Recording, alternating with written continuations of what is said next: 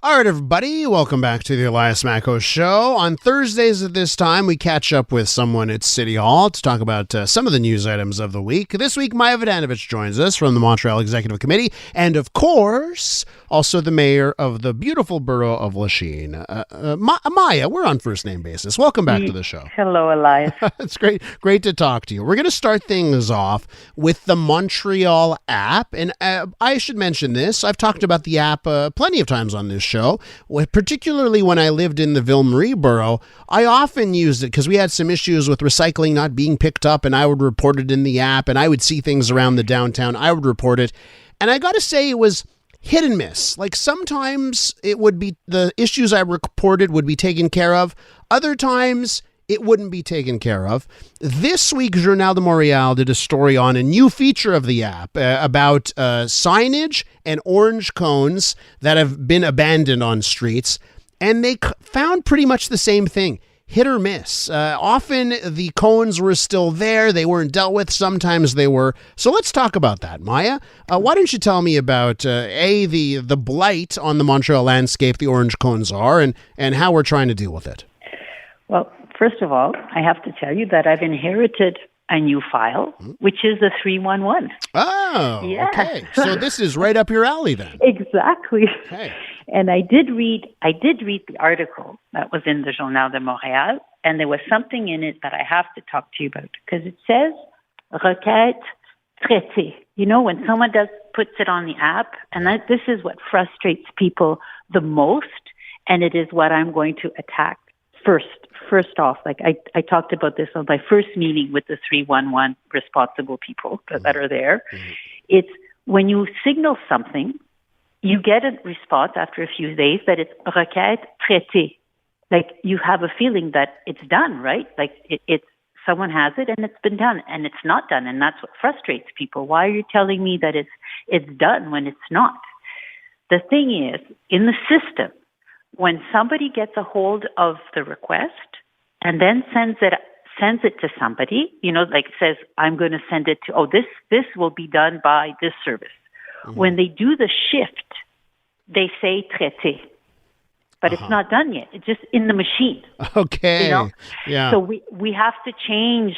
The first thing we have to do is we have to change that word because that frustrates everybody. It should be in progress, right? Not completed, or yeah. Exactly. And you'd think it would be simple to change, but it's not, apparently. So there's something in the system, the way it works. Anyways, but I said, I want to get this straightened out. Okay. So yeah. I appreciate that. One other thing that came out in the reporting on this is that sometimes it seems like it takes a little bit of social media shaming in order to get results. And it was pointed out that if on a Facebook community group, the photos were posted and the shaming was done there, that maybe you have a better chance of being dealt with. Okay. And I have to say something. From my personal experience, I remember the recycling thing. I'd used the app so often and called 311, nothing happened. And then I took to Twitter and I posted the photos and it got dealt with right away. Well, of course. Well, there's 311 treats thousands and thousands of requests in every borough. Some are just done automatically. Some are not done. Some are more frustrating than others. And social media exists. I follow social media. We have a page too with like 20,000 followers. And it's not so much shaming. It's just that I see it. Mm-hmm. You know, like I saw someone posted something this week, like on our swings. In one park, the swings were still attached. You know, they were not loose. And of course, I saw it. You know, I'm like, what the hell? So I sent it off to the services. Yeah. So maybe someone did a 311 request, and of course it goes into the machine. But of course, when the mayor sends it directly to somebody, it's going to work faster, right? Yeah, that's right. But if everyone did that, it wouldn't work, right? Because there's thousands and thousands of requests. It's just some really stick out, and it's not so much shaming. It's just we see it, you know, and it's good. It's good to have people on the ground who see things and allow us to question, you know. And Maja, I want to play you some audio here, and this is, and I'm happy that you told us you're in charge of 301 now, because I think this is right up your alley. Then I want you to listen to the commissioner of the Montreal Softball League. And he was talking to me earlier in this week on Tuesday. I recorded him at a baseball field in Côte St. Paul because we showed up for our first games of the year. 9:30 at night was the game. We showed up. The park was in the dark. And here's what the commissioner did ahead of the game to try and make sure the lights were on. Have a listen. I paid for the season. I have permits. I can show you the permits. It says clearly it starts yesterday because I also have a field on Mondays, and it was also closed on Mondays. So I have a bunch of emails that say it was supposed to start this week. Yeah. So the city has one job. After we pay them the money, they got to turn on these lights. They got to turn on these lights. I called the city 3 times today. And what'd they say? They said we're on it. First one says it was on sensors. Yeah. I didn't believe him. I've been at this field for 13 years. And he wanted to get me off the phone. So call back 20 minutes later. Yeah. They tried to reach somebody at the city. Yeah. They transferred me over, waited. Somebody took my information, said they would call me back, and they never called me back. Fantastic. And fantastic. Just to give you an idea, last little thing I did. Tell me, Simon. Yesterday, I called the city in the afternoon. I said, I have a permit. I just want to make sure the city knows we're going to be here tonight so they can prep the field. Yeah. And I was told by the person at 311 that they cannot proactively call a contremaître, that I have to show up to the field, and if the lights don't turn on, then I can call back 311, and then they'll reach out to the contremaître. After the fact. When it's too late. When you've already lost your game. Exactly. So do we ever get compensated for these things? Yeah. Never. Yeah. All these people That's right. showed up, made plans. Everyone's here ready to go.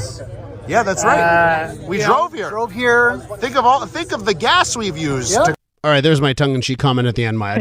And I'm sorry, that's a rather long clip there. But all to say, the commissioner of the league, he was proactive. He called 311 multiple times saying, we're playing. We want to make sure we're getting what we're paying for. And, it seemed like, well, we're not going to do anything unless it turns out nothing's working. Then we'll do something. Yeah. And, of course, the lights weren't on. We lost it. And I just wonder, should there not be a little bit more proactivity when someone calls 311? Yes, I agree. Sometimes it gets lost and you don't know who you're talking to, and it's centralized and it's frustrating. But I looked, I did some information before I came on the show because I knew you were going to talk about that issue with the baseball. And one thing that happened is that there was vandalism done for the lights. People try to steal the copper wiring within these lights. We have a lot of vandalism. And so they attempted it. They didn't completely finish the job. So they're going to be repaired. So that's why they were off. But also someone made a mistake. The organization who gives out the permits for different boroughs for private leagues gave out permits too soon, a week too soon, because all the fields open officially this week. So it was a mistake. But there was a mistake and there was vandalism. But what's frustrating is that somebody, when he's calling, no one can give him a straight answer. Okay. And no one calls him back. And we think that's something we have to fix because, yes, everyone is working on files, but it's only the elected officials that kind of call people back. The people who are working on your file, they never talk to the citizens. So there is a communication problem within the 311 system. Yeah, and that's the thing, because boy, if there's vandalism and people are stealing the copper and the lights, that's actually a great excuse as to why there's no lights on. Yeah. But it would be even better if when you call and say, hey, we're playing, if that information was available, right? So we'd know beforehand. Exactly. So we're trying to do a system where everyone could kind of can see what's going on, or someone fills in a form, but you understand when there's thousands and thousands of requests, it's hard to have everyone write something up, and not everyone writes, not everyone can write a full story, and it also takes time, to fill in all these forms. You'd want to, you prefer to go out and fill all the potholes than to write about them. Absolutely. Now let's wrap up with some good news. Tell me about the news on housing in the eastern part of Lachine. Yeah, super happy about that. We're doing the PPU Lachines, like our eco district. We did the whole plan with the community. Everything was adopted. And the first thing that's going to be built, according to the new plan, is almost 100 units of social housing.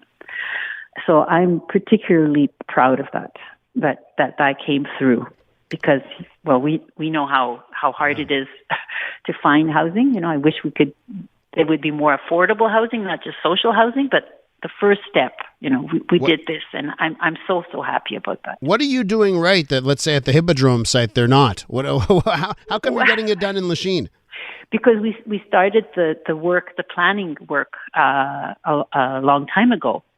You know, it's been to 2006 that the city of Montreal said that we have to plan the Lachine site. Oh, okay. So it's been a long time. Everything takes a long time, and we have infrastructure and it's going to cost us less to put in the sewers and the aqueduct in Lachine East than it will in the Hippodrome. And one of the reasons why this building is going up first is because it's on a piece of land that can already be connected to existing infrastructure. Well, Mayor Vodanovic, Maja, thanks for coming on the show, and let's try and get it from 18 years to 18 months one of these days, okay? It would be great. All right, we'll talk again real soon. Bye-bye. Maja Vodanovic, Mayor of the Borough of Lachine.